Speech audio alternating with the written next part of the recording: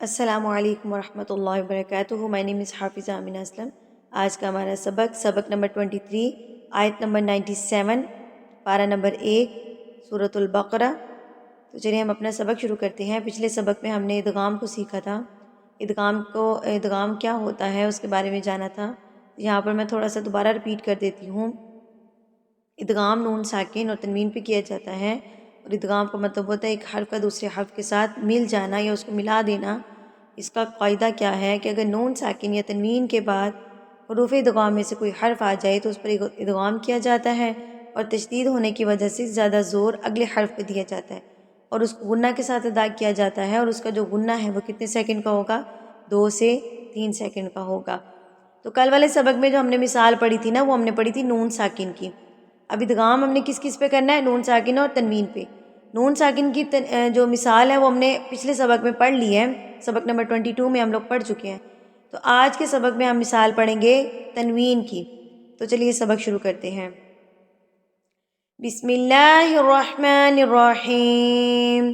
قل من كان عدوا لجبريل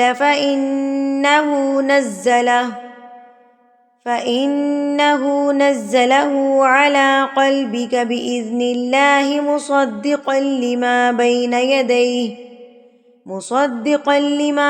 يديه وهدى وبشرى للمؤمنين. اس آیت میں اکفا ہو رہا ہے. اکفا کس جگہ پہ ہو رہا ہے؟ ماں پہ ہو رہا ہے، جبریلہ پہ قلقلہ ہو رہا ہے، انہو پہ غنہ ہو رہا ہے. ٹھیک ہے.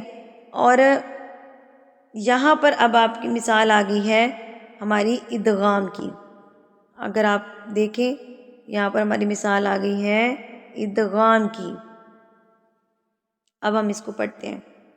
پچھلے سبق میں جو ہم نے ادغام کی مثال پڑھی تھی نا، وہ پڑھی تھی نون ساکن کی. اب ہم تنوین کی پڑھیں گے. یہاں دیکھیے دال کے اوپر کیا ہے؟ تنوین ہے. تنوین کس کو کہتے ہیں؟ 2 زبر، 2 زیر اور 2 پیش کو.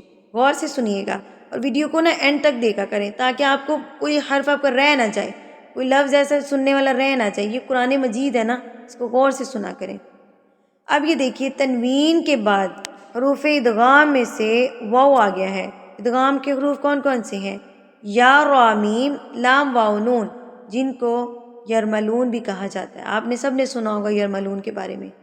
لیکن یرملون حروف ادغام ہوتے ہیں، ان کو یرملون کہا جاتا ہے. یا، را، میم، لام، واو، نون. اب دیکھیے کہ لام، واو، نون، واو آ گیا، یرملون میں سے واو آ گیا یہاں پہ، اور تنوین بھی آ گئی. ہمارے پاس کنڈیشنز پوری ہیں. تنوین کے بعد یرملون آ گیا، تنوین کے بعد یرملون آ گیا. تو اب ہم اس پہ کیا کریں گے؟ ادغام کریں گے. ادغام کا مطلب کیا ہے؟ ایک حرف کو دوسرے حرف کے ساتھ ملا دینا. تو ہم لوگ اس کو سمپل ملا ہی تو رہے ہیں. تنوین کو ہم واو کی تشدید کے ساتھ ملا رہے ہیں.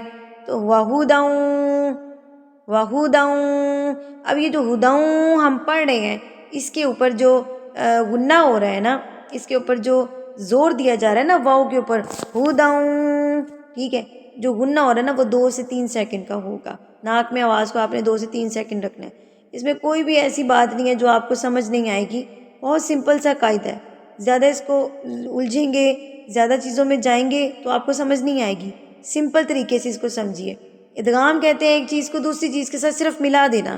تو آپ تنوین کو یرملون سے ملا رہے ہیں، یرملون میں سے واو آ گیا ہے، تو تنوین کو ڈائریکٹلی آپ جو ہے واو کے ساتھ ملا رہے ہیں. تو یہ کیا ہے؟ ادغام ہے. اب یہ دیکھیے جو ادغام ہم کر رہے ہیں نا، اس پہ غنہ ہوتا ہے. ادغام پہ غنہ ہوگا، اور غنہ کیا ہے؟ اس کو آپ نے ناک میں آواز کو لے کے جانا ہے، اور 2 سے 3 سیکنڈ کا آپ نے اس کو ناک میں رکھنا ہے. یہ ادغام ہے.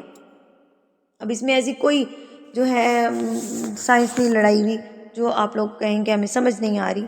پچھلے سبق کو لازمی دیکھا کریں تاکہ آپ کو اگلا سبق جو ہے نا وہ اچھے سے سمجھ آئے. اب یہاں پر دیکھیں وَهُدًى وَبُشْرَى لِلْمُؤْمِنِينَ. ٹھیک ہے. اگلی آیت پہ چلتے ہیں. مَن كَانَ عَدُوًّا لِلَّهِ وَمَلَائِكَتِهِ. بار بار میں اپنی ہر ویڈیو میں بتاتی ہوں، یہاں پہ میں دوبارہ سے ذرا بتا دوں. عَدُوًّا لِلَّهِ، تشدید والے جو حروف ہوتے ہیں نا وہ ویسے مضبوطی سے ادا ہوتے ہیں، ان پہ جو زور ہوتا ہے، ٹھیک ہے، شدت ہوتی ہے. عَدُوًّا لِلَّهِ، عَدُوًّا لِلَّهِ غلط ہے، ایسے نہیں پڑھا کریں اس کو، اچھا پڑھا کریں. ایک ایک لفظ پڑھا کریں، اور سب سے بڑی بات انگلی رکھ کے پڑھا کریں. جیسے بچپن میں ہمیں قاری صاحب قاعدہ پڑھاتے ہوتے تھے نا، انگلی رکھ کے پڑھو، تو ویسے انگلی رکھ کے پڑھا کریں، پھر آپ کو ایک ایک لفظ اچھے سے سمجھ آیا کرے گا. عدوا للہ وملائکتہ ورسلہ وجبریل، جبریل پہ قلقلہ ہو رہا ہے، با ساکن ہے. ومیکال، می پہ یا مدہ ہے، حروف مدہ اپلائی ہو رہا ہے. فإن اللہ، اللہ سے پہلے زبر آ گیا تو اس کو پر کر کے پڑھیں گے. عدو للکافرین. ٹھیک ہے. اب اس میں اگر کسی چیز کی سمجھ نہیں آئی نا تو آپ سب مجھ سے دوبارہ پوچھ لیجئے. اگلی آیت بھی پڑھ لیتے ہیں. آج 100 آیات جو ہے نا وہ پوری کر لیتے ہیں. وَلَقَدْ أَنزَلْنَا إِلَيْكَ آيَاتٍ بَيِّنَاتٍ. لقد پہ، وَلَقَدْ پہ کیا ہو رہا ہے؟ قلقلہ ہو رہا ہے، اس کو ہلا کے آپ نے پڑھنا ہے. پہ اکفا ہو رہا ہے، اور نا کو آپ نے جو ہے وہ 4 حرکات کے برابر کھینچنا ہے.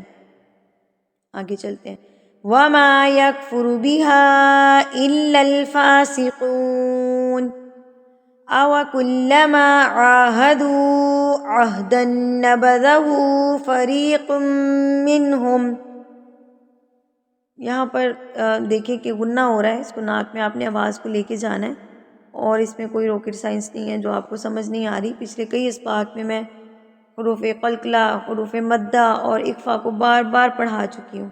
اب تو آپ لوگوں کو زبانی یاد ہو جانا چاہیے، بلکہ آج میں کوشچن کروں گی، آپ سب نے اس کا مجھے آنسر بھی دینا ہے. ٹھیک ہے. اب یہاں پر دیکھیں عہدن پہ جو ہے وہ غنہ ہو رہا ہے، پہ بھی غنہ ہو رہا ہے، ناک میں آپ کو ناک میں آواز کو لے کے جانا ہے.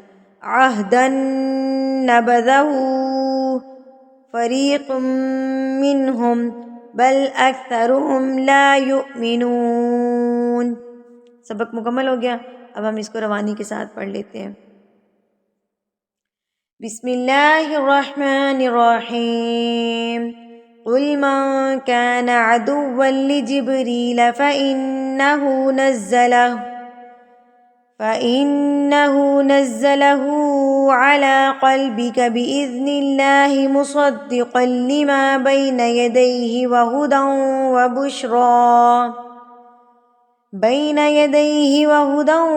وبشرى للمؤمنين. من كان عدوا لله وملائكته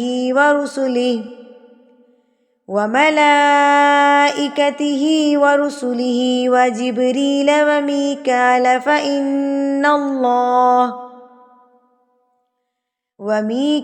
فإن الله عدو للكافرين.